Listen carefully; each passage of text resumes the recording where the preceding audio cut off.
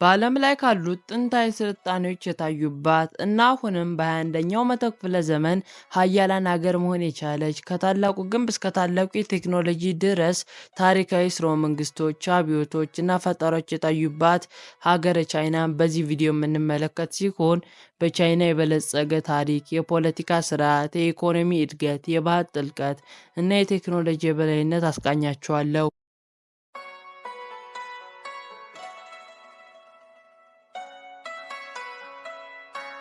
አንደኛ የቻይና ታሪክ።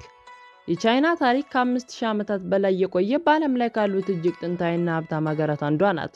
እንደ ሻንግ፣ ዡን፣ ኪን፣ ሃን፣ ታንግ እና ሚንግ ያሉ ጥንታዊ ስርወ መንግስቶች መኖሪያ ነበረች። እያንዳንዳቸው ለቻይና ማንነት አስተዋጽኦ አድርገዋል።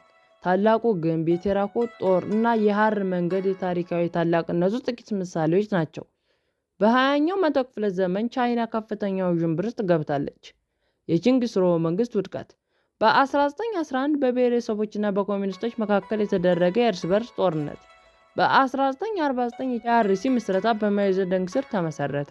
እነዚህ የዘመናዊ ቻይና ፖለቲካና ማህበራዊ ገጽታ ቀርጸዋል። ሁለተኛ የቻይና ፖለቲካ። ቻይና በቻይና ኮሚኒስት ፓርቲ (ሲፒሲ) የምትመራ የአንድ ፓርቲ ሀገር ነች። ሀገሪቱ ብሔራዊ ፓርቲ ምርጫን አታካሂድም፣ ግን የአመራር ሽግግሮችን በጥብቅ የሚተዳደሩበት መዋቅር አላት። የወቅቱ የቻይና መሪ ዢ ጂንፒንግ ስልጣኑን አጠናክረው በቻይና ህልምና የጋራ ብልጽግና ባንዲራ ስር ፖሊሲዎችን አስተዋውቀዋል።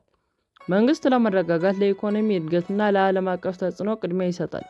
መረጃ፣ ሚዲያ እና የሀሳብ ልዩነቶችን በጥብቅ በመቆጣጠርም ይታወቃል። ሶስተኛ የቻይና ኢኮኖሚ። ቻይና በዓለም ላይ ሁለተኛዋ ትልቅ ኢኮኖሚ ያላት፣ ከአሜሪካ ቀጥሎ ዋና የማኒፋክቸሪንግ ማዕከል ናት። ብዙውን ጊዜ የዓለም ፋብሪካ ተብሎ የሚጠራው እና ወደ ከፍተኛ የቴክኖሎጂ፣ የፋይናንስ እና የአረንጓዴ ኤነርጂ ዘርፎች በፍጥነት እያደገች ያለች ሀገር ናት። እንደ አውሮፓውያን አቆጣጠር በ1980ዎቹ በዴንግ ዚኦፒንግ ስር የተደረጉ ለውጦች ሀገሪቱን ለዓለም አቀፍ ንግድ እና ኢንቨስትመንቶች ከፍተኛ ተጽዕኖ አሳድሯል። ይህም ለ10 ዓመታት ያስቆጠረው ከፍተኛ እድገት አቀጣጥሏል።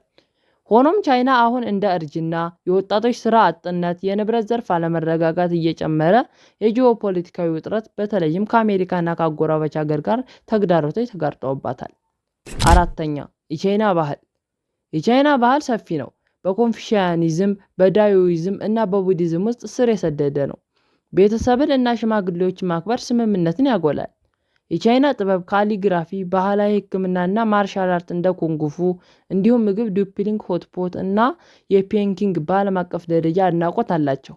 እንደ የቻይና አዲስ ዓመት፣ የመኸር አጋማሽ ፌስቲቫል፣ የድራጎን ጀልባ ፌስቲቫል ያሉ ፌስቲቫሎች በስሜታዊነት እና በጥንታዊ ልማዶች ይከበራሉ። የቻይንኛ ቋንቋ መንደሪን ቃና ነው እና ከፊደል ይልቅ ቁምፊዎችን ይጠቀማሉ። ይህ ቋንቋ ከ1 ቢሊዮን በላይ ሰዎች ይናገራሉ። ይህም ማለት በዓለማችን ከፍተኛ የተናጋሪ ቁጥር ካላቸው ቋንቋዎች በመጀመሪያ ምድብ ላይ ይገኛል። አምስተኛ ዘመናዊ ቻይና።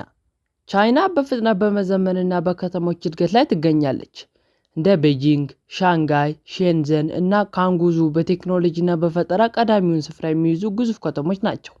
በተመሳሳይ የበለጸጉ ቅርሶችና ወጎች ለመጠበቅ በሚደረገው ጥረት ይህን ሚዛናዊ ያደርገዋል። መንግስት እንደ ቤልት ኤንድ ሮድ ያሉ ውጥኖችን በመግፋት የቻይናን ተጽዕኖ በዓለም አቀፍ ደረጃ በማስፋት በመሰረተ ልማት ኢንቨስትመንቶች፣ በኤዥያ እና በአፍሪካ የመሰረተ ልማቶች ግንባታ በከፍተኛ ሁኔታ እያስፋፋ ይገኛል። ቻይናውያን በቴክኖሎጂ፣ በጂኦፖለቲካዊ እንዲሁም በሳይንስ ላቅ ያለ ደረጃ ላይ መድረስ ችለዋል። የቻይና የቴክኖሎጂ ትዕይንት በዓለም ላይ በጣም ተለዋዋጭ ከሆኑት አንዱ ነው።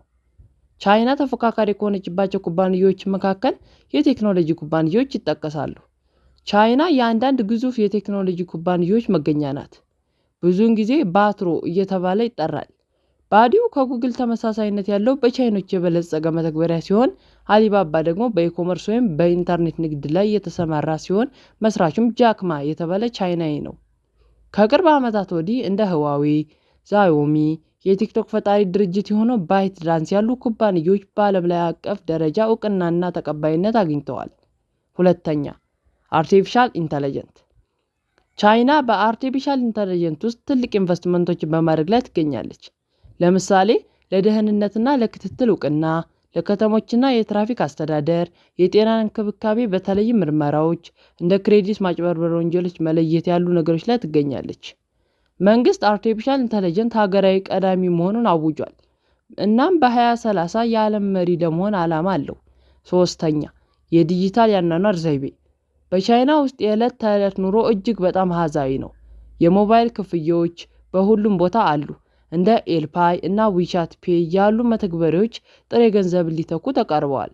እንደ ዊቻት ጥቅል መልእክት፣ ማህበራዊ ሚዲያ፣ ግብይት፣ ክፍያ፣ የምግብ አቅርቦት እና የመንግስት አገልግሎቶችን የመሳሰሉ ልዕለ መተግበሪያዎች ሁሉንም በአንድ የኢኮመርስ እጅግ በጣም ፈጣን ነው።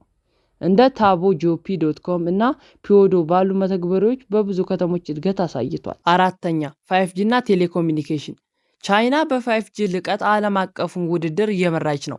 ህዋዌ እና ዛዮሚ ዋና የቴሌኮም መስራቾች አቅራቢ ናቸው። 5G በከተሞች በስፋት ተሰራጭቷል እና ለነገሮች በይነመረብ IoT፣ ራስን በራስ በሚያሽከረክሩ ተሽከርካሪዎች እና ሌሎችም ቁሳቁሶች እንዲመረቱ መንገድ እየከፈተ ነው።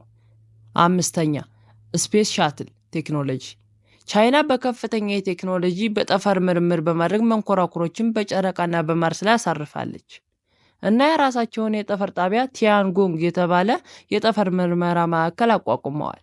ስለ ኳንተም ኮምፒውቲንግ ከፍተኛ ምርምር በማድረግ ቻይና በዓለም አቀፍ የመጀመሪያው የሆነውን የኳንተም ሳተላይት አምጥቃለች። 6ኛ የቻይና ተግዳሮቶች ቻይና የቴክኖሎጂ ጥንካሬ ቢኖራትም እንደሚከተሉት ያሉ ጉዳቶች ከፊት ይጠብቋታል።